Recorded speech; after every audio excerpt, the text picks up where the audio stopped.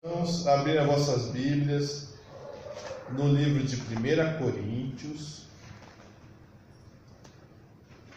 o capítulo 15, a partir do versículo 1.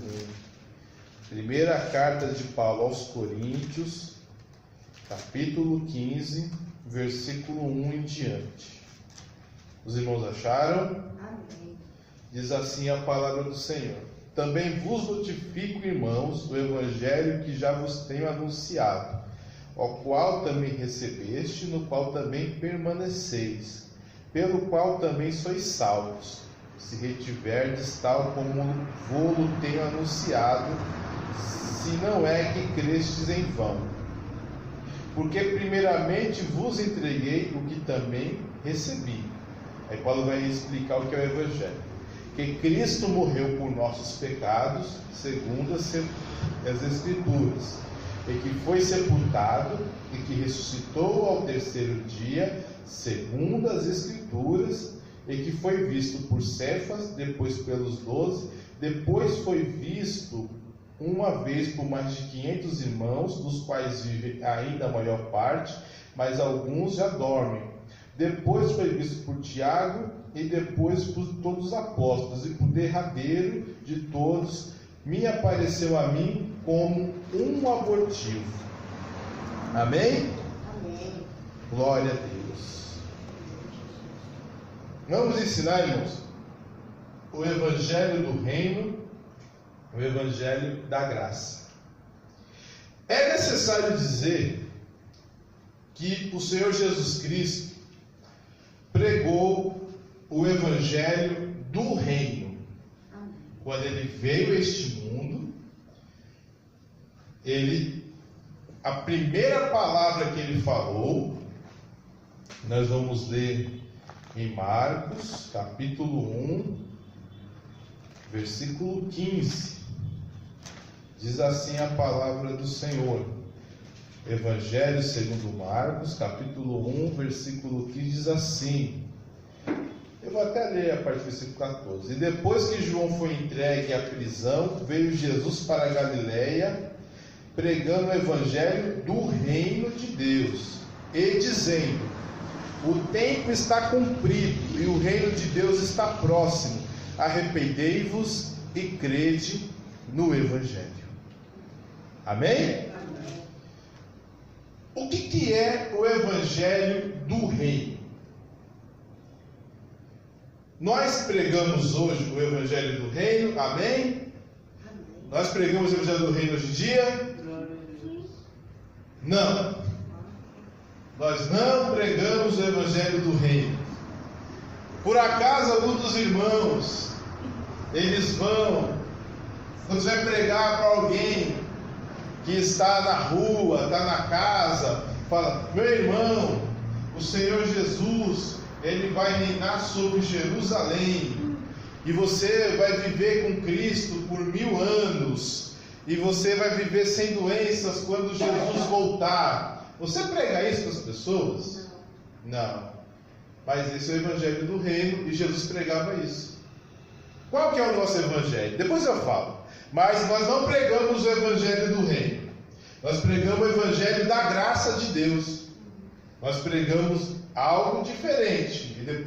Foi o que eu acabei de ler em 1 Coríntios, capítulo 15, versículo 1 ao 8, que é o evangelho da graça, que Jesus morreu numa cruz pelos nossos pecados, nos reconciliou com Deus, e através da sua ressurreição nós também seremos ressuscitados e ter um novo corpo, e somos justificados dos nossos pecados através da morte de Cristo da cruz pela fé. Amém? Então, uma diferença entre o evangelho do reino e o evangelho da graça. O evangelho do reino declara as boas novas da vinda do rei, que estabelecerá o seu reino em poder sobre a terra. Aqueles que vierem a crer no evangelho do reino quando for pregado e forem preservados durante a tribulação, entrarão no reino para usufruir as suas bênçãos sobre a terra. Amém? Amém. Ou seja, o evangelho do reino é quando você prega que Jesus irá reinar sobre a terra. E Jesus, quando veio para a terra dos viventes, ele pregou esse evangelho, dizendo que ele era o rei, que estava próximo o tempo que ele iria reinar sobre a terra. Estava o tempo chegado, ao qual ele iria estar sob o domínio de todas as nações, e as promessas que foram feitas a Davi, que alguém da sua descendência seria para sempre rei sobre todo Israel, seriam cumpridas.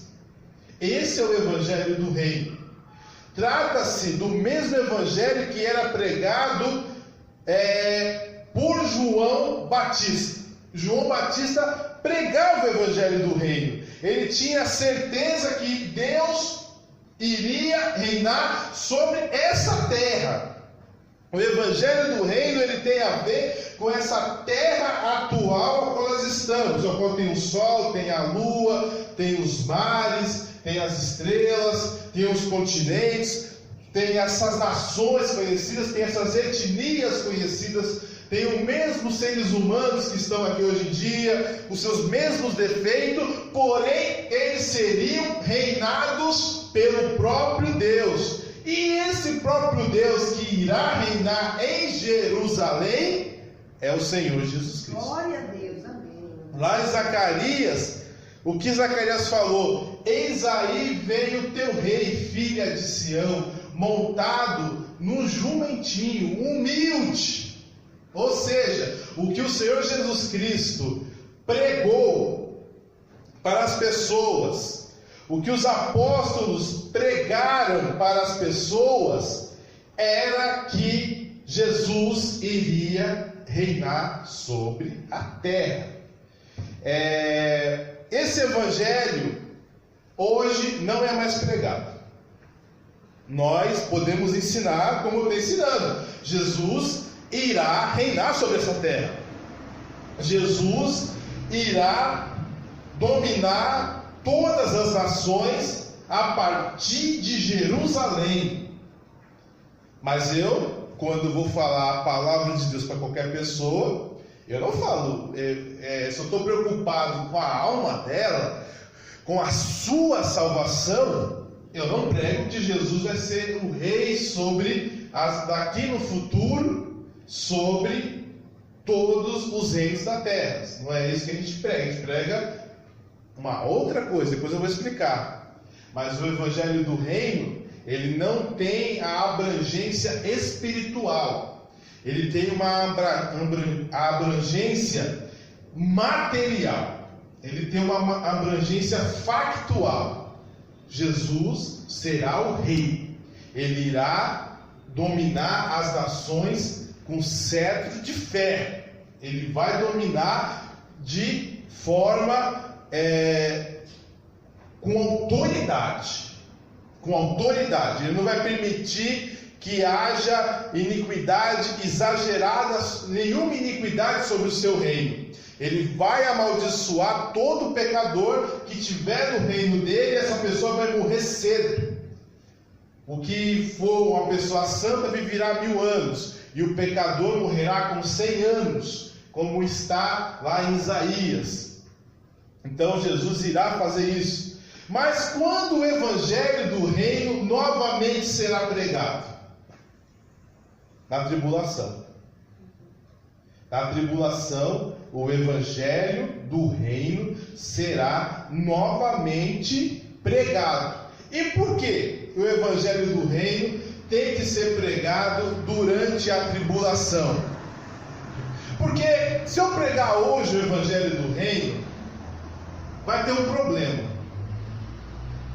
Se você crê hoje no Senhor Jesus Cristo, você não vai estar no reino milenal. Você não vai entrar no reino milenal com esse seu corpo que você está aqui hoje. Se você hoje morrer, o seu corpo vai para a terra, você vai estar dormindo, o seu espírito vai estar diante de Deus, e antes da tribulação haverá um arrebatamento, o seu corpo vai ser transformado. E você vai estar com Jesus lá no céu, com o corpo transformado. Não é para entrar no milênio, é para já estar na presença de Deus. Agora, porém, quem estiver aqui na tribulação, a coisa é bem diferente.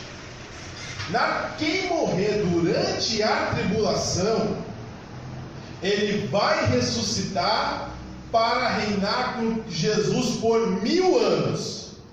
E se não morrer durante a tribulação, ele também vai reinar com Jesus por 1000 anos. Então, nessa circunstância, o evangelho que deve ser pregado para as pessoas é o evangelho do reino de Deus. É falar para a pessoa assim: olha, hoje quem está dominando é esse anticristo. Hoje quem está dominando é esse falso profeta, usados por Satanás. Mas em pouco tempo, Jesus irá raiar das nuvens e irá aniquilar tanto o falso profeta quanto também o anticristo. Irá prender a Satanás e iremos reinar com Cristo por 1000 anos. E quem crê que Jesus irá reinar, mesmo ele vendo o anticristo com todo aquele poder, ao qual nenhuma nação vai vencer ele na guerra, e crê que Jesus, mais dia menos dia, vai descer sobre o Monte das Oliveiras, e todo o olho o verá, essa pessoa será salva. Por isso que o evangelho do reino será pregado durante a tribulação. Vamos lá, haverá 2 classes de santos que crerão no evangelho do reino durante os 7 anos. Terá uma porção preservada. Vamos ler Apocalipse, capítulo 7, versículo 17. Apocalipse, capítulo 7, versículo 17. Do 1 ao 17. Diz assim, mas é muita coisa. Então eu vou ler o 1. E diz assim: depois dessas coisas vi 4 anjos que estavam sobre os 4 cantos da terra, retendo os 4 cantos da terra, para que nenhum vento soprasse na terra, nem sobre o mar, nem contra árvore alguma.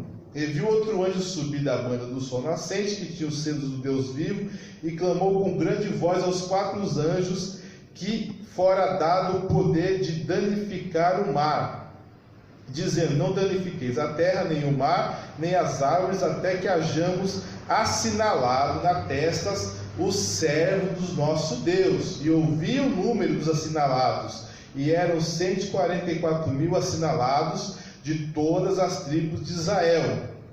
E depois no versículo diz assim: depois dessas coisas olhei, e eis que uma multidão ao qual ninguém podia contar, de todas as nações e tribos, povos e línguas, que estavam diante do trono e perante o Cordeiro, trajando vestes brancas e com palma nas suas mãos, clamavam com grande voz, dizendo: salvação ao nosso Deus, que está assentado no trono, e ao Cordeiro. E todos os anjos que estavam ao redor do trono dos anciãos, dos 4 animais viventes, prostraram-se diante do trono sobre o seu rosto e adoraram a Deus.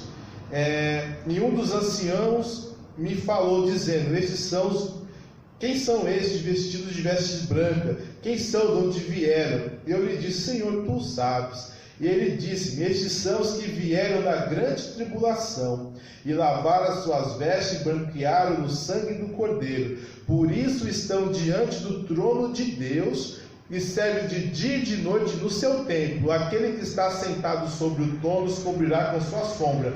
Nunca mais terão fome, nunca mais terão sede, nem sol, nem a calma alguma cairá sobre eles.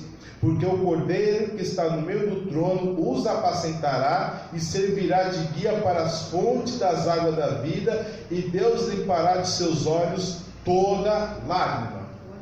Amém? Também Apocalipse capítulo 14 diz assim: e olhei, eis que estava o Cordeiro sobre o monte Sião, e com ele os 144.000 que em sua testa tinha escrito o nome dele e de seu pai.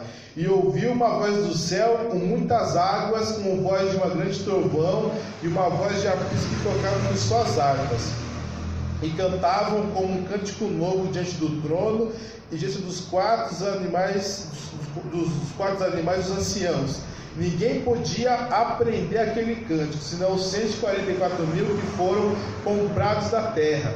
Estes são os que não se contaminaram com mulheres, porque são virgens, e estes são os que seguem o Cordeiro para onde quer que vai. Estes são os que dentre os homens foram comprados como primícias para Deus e para o Cordeiro. E na sua boca não se achou engano, porque são irrepreensíveis diante do trono de Deus. O que isso quer dizer? Quem vai entrar no milênio no reino de Deus?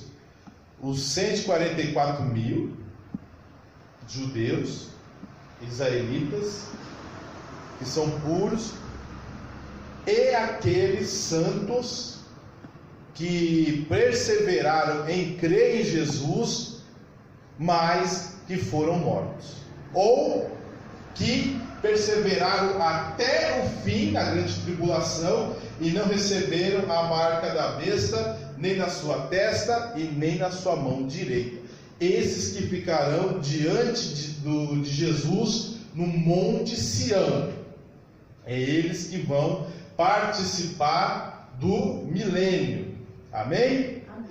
A porção dos martirizados será ressuscitada mais tarde e vista reinando sobre a terra, juntamente com Cristo, durante o milênio. Apocalipse 20, versículo 4, diz assim: E vi tronos, e assentaram-se sobre eles aqueles que foi dado o poder de julgar. E vi a alma daqueles que foram degolados pelo testemunho de Jesus e pela palavra de Deus, e que não adoraram a besta, nem a sua imagem, e nem receberam o sinal da testa na mão, e viveram e reinaram com Cristo durante 1000 anos. Amém? Amém. Então, o evangelho do reino que nós pregarmos, nós não, vamos dizer, desculpa, o evangelho do reino que for pregado durante a tribulação, toda pessoa que crê durante a tribulação no evangelho do reino, que Jesus um dia, mais cedo, no máximo em 7 anos, irá reinar sobre a terra, se ele morrer, ele não vai ressuscitar e ir para o céu como a igreja. Ele vai ressuscitar quando o milênio começar. Se você morrer hoje, e eu quero que você não morra hoje, mas caso você venha a morrer, quando Jesus vir chamar a igreja, o seu corpo vai ser transformado num abrir e piscar de olhos, e você vai estar junto com o Senhor, encontrando com Ele nos ares. Amém? Agora, a pessoa que crê em Jesus durante a tribulação, que crê que Jesus vai reinar sobre essa terra, ele não vai ressuscitar com um corpo transformado. Ele vai ressuscitar com o mesmo corpo, mas ele vai ser dominado fisicamente por Jesus durante 1000 anos. É diferente. A igreja tem um mistério. A igreja não fará parte da tribulação. Amém. O mistério do arrebatamento é para a igreja. O mistério da transformação do corpo, de um abrir e piscar de olho. Irmãos, só vai ter um povo da terra que vai ouvir o estrungir da trombeta e a voz de arcanjo. É a igreja do Senhor. Glória a Deus. Aleluia. Só a igreja do Senhor vai ouvir o estrugir da trombeta e a voz de arcanjo e vai encontrar com Cristo nos ares. Glória a Deus. Aleluia. Ninguém mais nesse universo vai ter esse privilégio.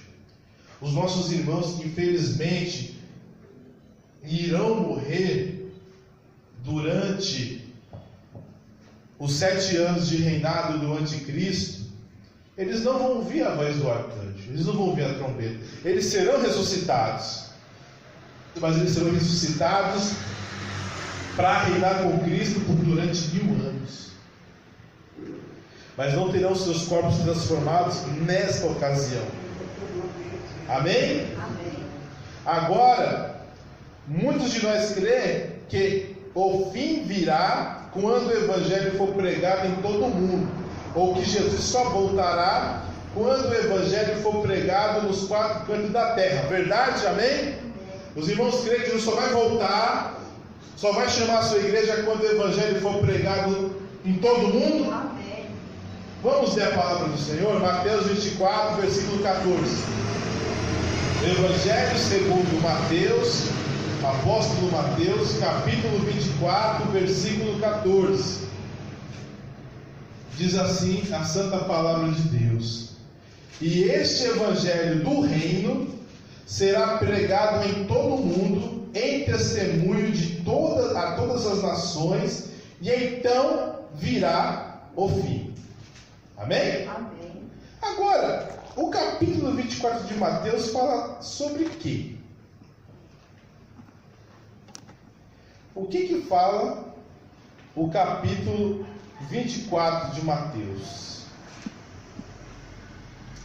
E o que ele fala? Qual que é o contexto dele?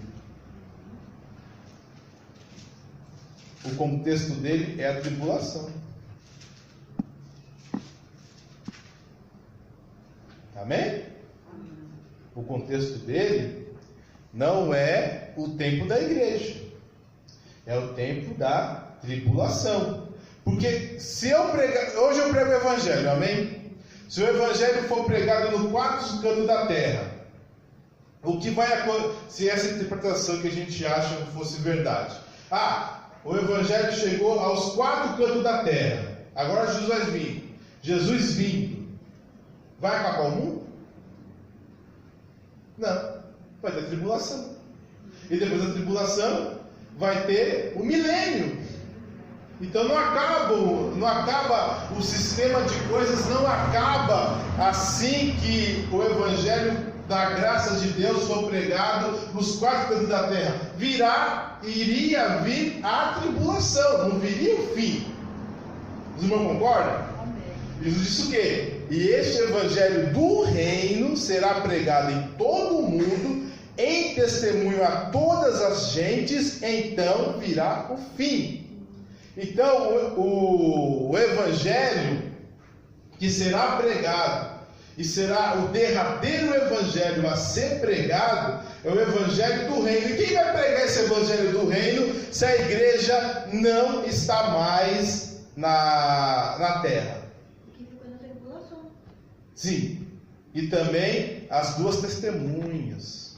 Está em Apocalipse, capítulo 11. Diz assim: e foi-me dado uma cana, semelhante a uma cana, e chegou o anjo e disse: levanta-te, mede o templo de Deus e o altar e os que nele adoram. E deixa o átrio que está fora do templo, e não o meças, porque foi dado às nações e pisarão a cidade santa por 42 meses. E darei poder às minhas 2 testemunhas, e profetizarão por 1260 dias, vestidas de pano de saco. Essas são as 2 oliveiras e os 2 castiçais que estão diante do Deus da terra. E se alguém lhe quiser fazer mal, fogo sairá da sua boca e devorará os seus inimigos. E se alguém lhes quiser fazer mal, importa que assim seja morto. Amém? E homens de vários... Vamos lá, no versículo 8. E jazerá o seu corpo morto na praça da grande cidade.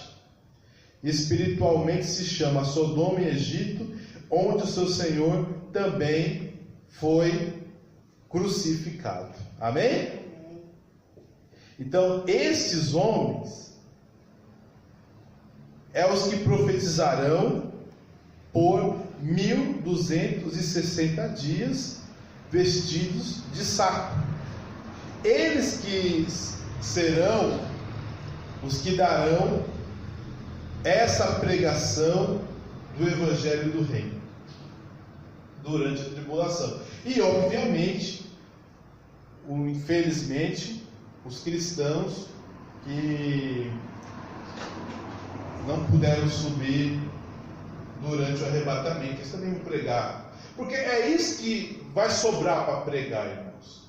Você está num mundo que tem terremoto, que o sol não dá mais a sua luz, nem a lua, que está vindo saraivada, que o mar está se tornando em sangue, que a água está sendo impossível de ser bebida.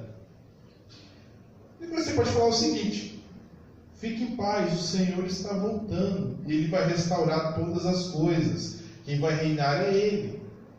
Você pregar na situação dessa sobre a justificação pela fé, sim, é uma pregação ainda possível na tribulação. Porém, o mais urgente nessa época, porque vai ser um tempo de tribulação tal, que se não fosse por causa dos eleitos, não seria abreviado, é dizer assim: em breve Jesus vai voltar. Em breve quem vai estar reinando é Jesus. Essa é a pregação que temos que crer. Porque assim, a igreja não pode pregar o evangelho do reino durante a tribulação. Porque a grande tribulação, o que ela é? É o tempo da ira de Deus. Em Apocalipse 16:1 diz assim: e ouvi vinda do templo uma grande voz que dizia aos 7 anjos: ide e derramai sobre a terra as 7 taças da ira de Deus. Agora, o que a palavra do Senhor nos diz? Efésios capítulo 2, versículo 3. Vamos ver o que diz a palavra do Senhor.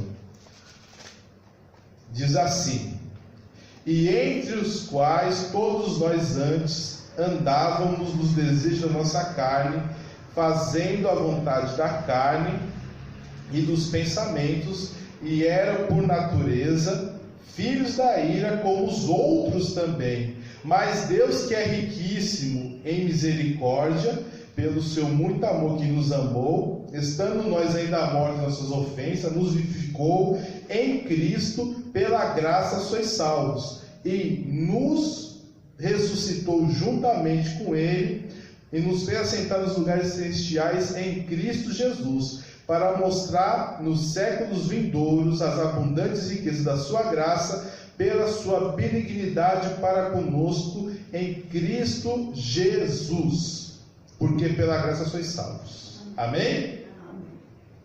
Nós não somos mais filhos da ira.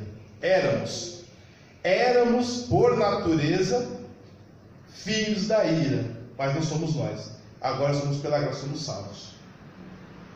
E a tribulação é o tempo da ira de Deus. Se eu não sou mais o filho da ira de Deus, eu não posso receber a ira de Deus sobre a minha vida. Amém? Então a igreja não estará na tribulação, logo ela não pode pregar sobre o evangelho do reino. O que a igreja prega então? A igreja prega o evangelho da graça. Onde está essa expressão, evangelho da graça de Deus? Está em Atos, capítulo 20, versículo 24. Livro de Atos, capítulo 20, versículo 24.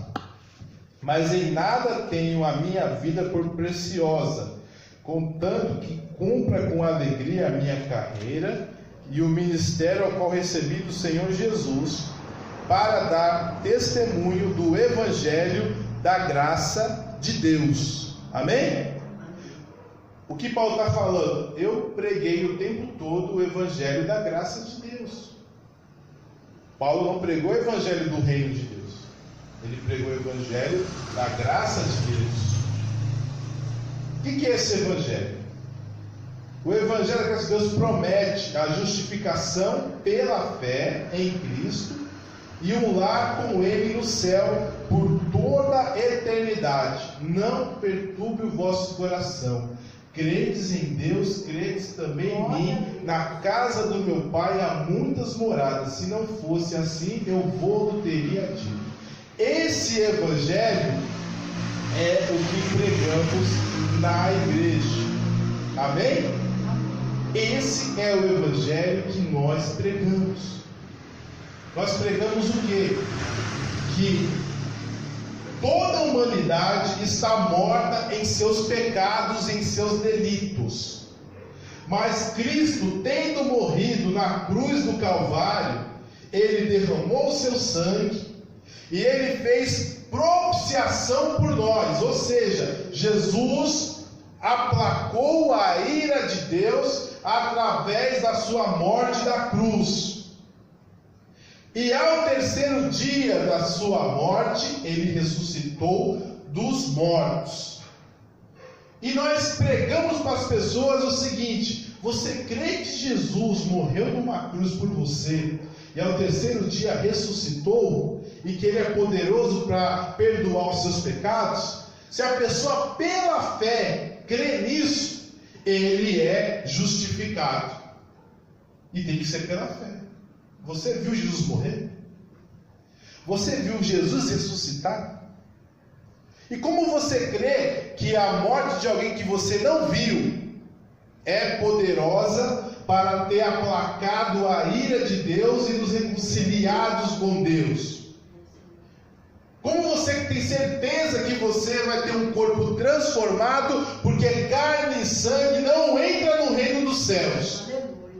Mas você crê que você vai ter um corpo igual ao de Jesus, porque Ele ressuscitou também dos mortos? Pela fé. Isso é o Evangelho, irmãos. O Evangelho é a pessoa acreditar que Jesus morreu na cruz e ressuscitou ao terceiro dia. E aí nós estudamos o que é a santificação, o que é a justificação, o que é a salvação pela graça, o que é a regeneração, todas essas coisas. Porém, para ser salvo é bem fácil. É só crer que Jesus morreu na cruz e ressuscitou ao terceiro dia. Só isso. Esse é o Evangelho. E tem que dizer uma coisa: é esse Evangelho que tem que ser pregado. É esse Evangelho. É essa palavra que eu tenho que falar na igreja para os que ainda não creram no Senhor. Você que já creu no Senhor, eu posso pregar, ensinar outras coisas da palavra de Deus. Eu posso falar sobre a criação do mundo. Eu posso falar sobre os batismos, o batismo nas águas, o batismo no Espírito Santo. Eu posso falar sobre a tribulação. Mas para os perdidos deste mundo, para aqueles que ainda não conheceram a benignidade de Deus, eu tenho que pregar o Evangelho da graça de Deus. Eu tenho que dizer que Jesus o ama e quer perdoar os pecados dele, pois morreu na cruz por ele. Se ele crê nisso, ele será salvo. Ide e pregai o Evangelho. Quem crê e for batizado será salvo. Quem não crê será condenado.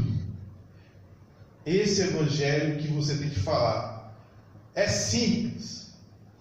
Você acha que, vamos lá, existem pessoas desempregadas, existem pessoas doentes, existem pessoas com problemas na justiça, existem pessoas com problemas familiares. Os problemas são diversos no mundo. São muitos problemas que afligem o mundo. Que tipo de palavra você tem que levar para essa pessoa? Tem que levar o Evangelho. E o Evangelho não tem nada a ver com portas abertas de emprego. O Evangelho não tem nada a ver com cura divina. O Evangelho não tem nada a ver com problemas solucionados na justiça. O Evangelho não tem nada a ver com bom casamento, com boa família, nada a ver. O Evangelho, ele resolve um problema sério. O Evangelho da graça de Deus, ele resolve um problema sério. Você deveria ir para o inferno, mas como você creu e como Jesus morreu na cruz, você tem a possibilidade de ir para o céu. Esse é o Evangelho da graça. As pessoas não querem crer nisso, as pessoas querem comer, as pessoas querem viver, as pessoas querem ter a sua vida, mas é esse Evangelho que pregamos. E Paulo falou Vamos ler? Gálatas capítulo 1, o versículo 6. Diz assim o apóstolo Paulo. Carta de Paulo aos Gálatas, é depois de Corinto, depois de Romano, antes de Efésios. Se você está em Colossenses, você está errado. Amém? Gálatas capítulo 1, versículo 6, diz assim a palavra de Deus. Maravilha-me que tão depressa passasseis daquele que vos chamou a graça de Cristo para outro evangelho, o qual não é outro, mas há alguns que vos inquietam e querem transtornar o evangelho de Cristo.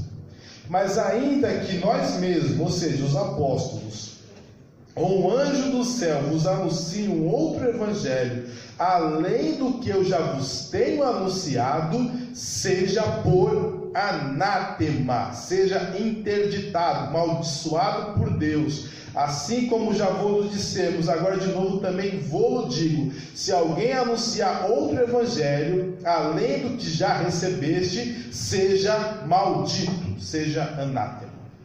E qual era o evangelho que Paulo pregava? O evangelho da graça de Deus. E esse evangelho é a justificação pela fé em Cristo Jesus. Nós crendo que nós teremos um lar no céu com o nosso Deus. Amém? Glória a Deus. Ou seja, irmãos,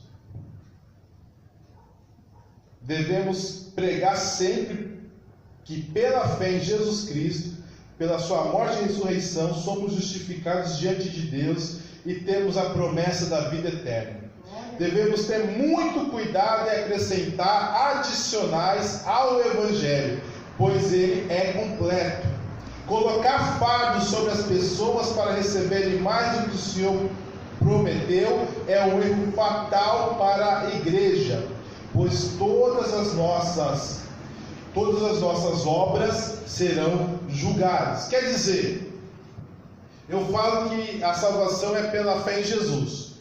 Na época de Gálatas, o que os judeus ensinavam? Não, vocês vão ser salvos se vocês se circuncidarem. Então eles estavam inventando, eles estavam colocando coisas a mais. Para eu ser salvo, eu tenho que ter fé em Jesus. Eu não posso me circuncidar para ser salvo. É mentira. E isso não é evangelho. Não é verdade. Hoje em dia, o que as pessoas pregam? Que a prova que você vai ser salvo é que você tem uma vida próspera e sem doenças. Que isso faz parte do Evangelho. Não faz parte do Evangelho você ser próspero e não ter doenças. Você pode crer em Jesus e ter uma doença. Você pode crer em Jesus e ser pobre. Não é uma obrigação. E não é Deus que te faz você ser pobre e nem é Deus que te faz ser doente. Mas são circunstâncias da vida. Nem todo mundo consegue prosperar. Se eu for pregar o evangelho da prosperidade na Venezuela, eu vou perder meu tempo. Lá não tem emprego, as pessoas comem pombo na rua. Não adianta nada. Então quer dizer que lá o evangelho pregado em muitos lugares, ele é incompleto, não é verdadeiro. Lá não serve. Agora, se eu chegar na Venezuela, o povo matando cachorro para poder comer, eles estão fazendo isso mesmo, e falar: meu irmão, Jesus morreu por você numa cruz, e se você crer, você vai ser salvo, para ele ainda serve. Não importa se ele está matando um cachorro dele para comer, não importa se ele está comendo caviar. Quem crê que Jesus morreu numa cruz é justificado pela fé e vai ser salvo. Não importa a sua condição. Não importa se está correndo, fazendo 100 metros em 9 segundos, e também não importa se está numa cadeira de roda. Jesus salva todo aquele que crê. Glória a Deus. Então eu não posso adicionar coisas a mais. E isso é perigoso. Adicionar coisas ao Evangelho da Graça é perigoso. Então, como funciona então a cura divina? Vamos ler na palavra do Senhor? Porque Jesus cura, não é verdade? Amém. Jesus cura, Jesus abre as portas, Jesus faz milagre, Jesus faz grandes coisas. Mas como que é que o Senhor fez? Como os apóstolos fizeram? Vamos lá. Marcos capítulo 16, versículo 19. Ora, o Senhor, depois deles ter falado, foi recebido no céu e assentou à destra de Deus. E eles, os apóstolos, tendo partido, pregaram por todas as partes, cooperando com eles o Senhor e confirmando a palavra com sinais que se seguiram. Ou seja, eu prego a palavra, mas quem faz o milagre é Deus. Glória a Deus. Eu oro pelo milagre, eu clamo pelo milagre, eu imponho as mãos para o Senhor fazer o milagre, mas eu não prego o milagre. Eu prego Jesus. Amém. Eu prego a salvação. E a cura divina, as maravilhas, os milagres e os sinais, eles servem para confirmar a palavra do Evangelho que você pregou. A pessoa muitas vezes está com o coração duro. Ah, você está falando que Jesus morreu numa cruz, que ressuscitou, mas eu estou aqui na cadeira de roda, para mim não resolve muita coisa. Aí você ora por ele, aí ele é curado em nome de Jesus. Aí ele sabe que Jesus existe. Aí ele crê. Porque quem me curou foi Jesus.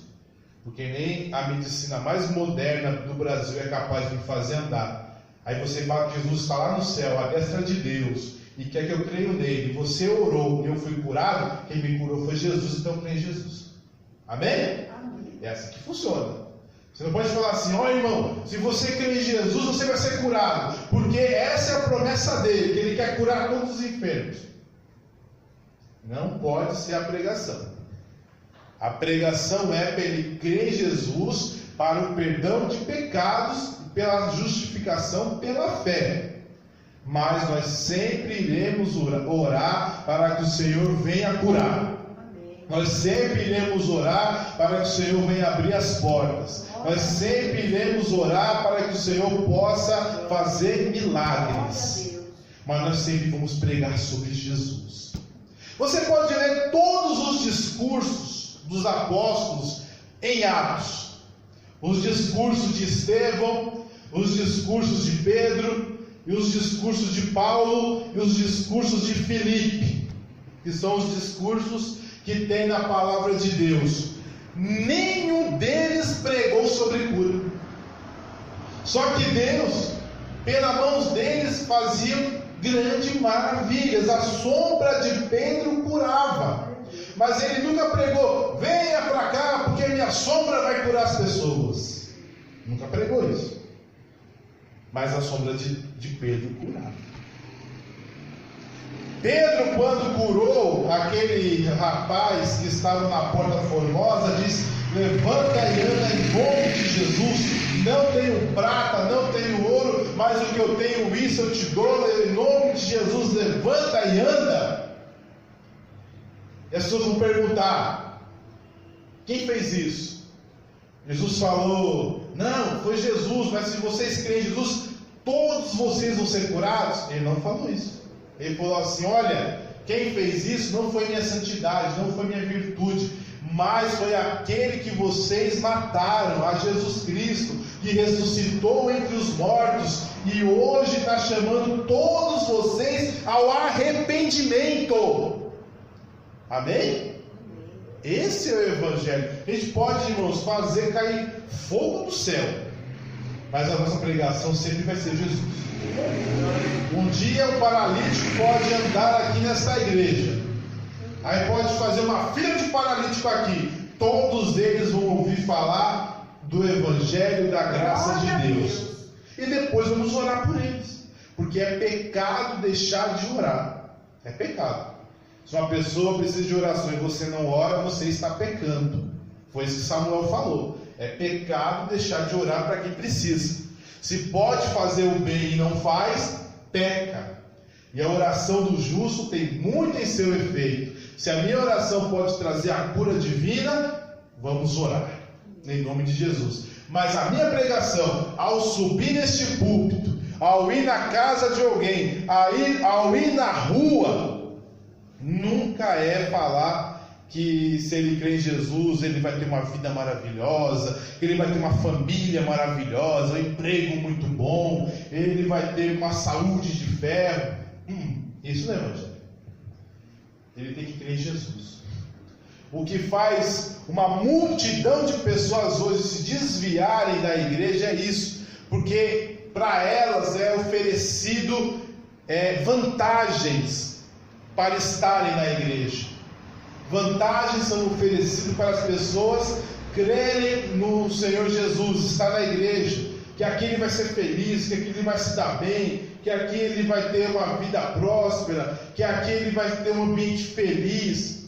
Olha, irmão, vamos ser sinceros, a vida não é um mar de rosas. Acho que todos nós que aceitamos Jesus passamos por tribulações, passamos por tristeza, passamos por decepções, passamos por perdas. Todos nós podemos constatar pela experiência de vida que a nossa vida não é um mar de rosas. Mas qual que é a nossa esperança? É um dia morar no céu com o Senhor. O que faz eu estar aqui na presença de Deus, na igreja do Senhor, não é a minha vida aqui na terra, mas é a promessa que eu tenho da parte do Senhor Jesus, que assim como Ele é, eu o verei, e estarei diante dEle por toda a eternidade. É isso que faz eu estar na igreja. Não é minha vida na terra. Se fosse pela minha vida na terra, eu já deveria ter me desviado há algum tempinho já. Mas graças a Deus o Senhor tem nos guardado. Amém? Que o Senhor abençoe os irmãos em nome de Jesus. Glória a Deus.